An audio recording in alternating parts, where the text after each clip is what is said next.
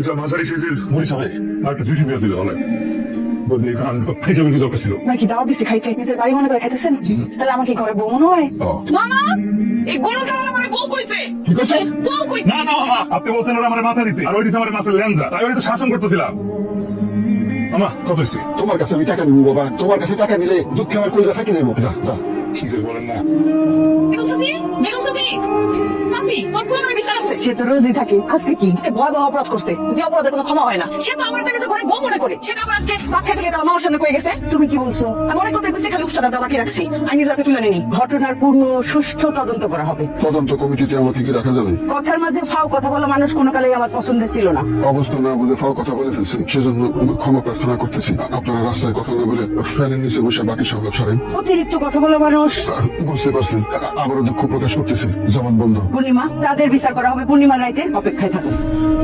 মামা তুমি বেগম চাচিকে দেখা ভয় এবং কাছামাছা করো কে? এটা ভয় না রে মা, এটা সম্মান, নারীর প্রতি সম্মান। মা দল আছে আব্বা তোর খাওয়া বন্ধ। আমার অপরাধ তোর কতদিন কইছি যে বাইরে থেকে আইসা ময়লা কাপড় চোপড় এইভাবে রাখবি না, গন্ধ কাপড় চোপড় আমার গা ঘিনঘিন করতেছে, বমি আইতেছে। এই জন্যই তো বলি আমরা বিয়ে করে দাও বউ থাকলে নিজ হাতে সবকিছু বুঝায় না দুদিন পর পর ভাত বন্ধের হুমকি আসে নিজের কাজ নিজে করা শিখ। জ্ঞান দিবা তো বিয়ে দিবা না দিমু পরিষ্কার পরিচ্ছন্ন সুন্দর একটা মাইয়া খুঁজতেছি। আমার এই যে পরিবারের সুন্দর কি আছে 5 মিনিট পর পর সাবান দিয়ে হাত ধরে একদম পরিবারে ঠিক তোমার ফটোকপি পূর্ণিমা আইসকাও তোর নামে নালিশ দিছে, তোর দুই চোখে দেখতে পারে না। আর বিয়ে ঠিক আছে ধরে বিয়ার পরে উষ্টাইবো 5 বেলা। তুমি নিজেই তো বলো বিয়ের আগে আপনারা তোমার সহ্য হইতো না আর তুমি তো বিয়ে করছো পরে রাখ তুমি তো সুখে শান্তিতে সংসার করছো একদম বাড়তি কথা হবি না, বাড়ি থেকে বাইক করে দিবো, খাইলে খা না খাইলে জাগা।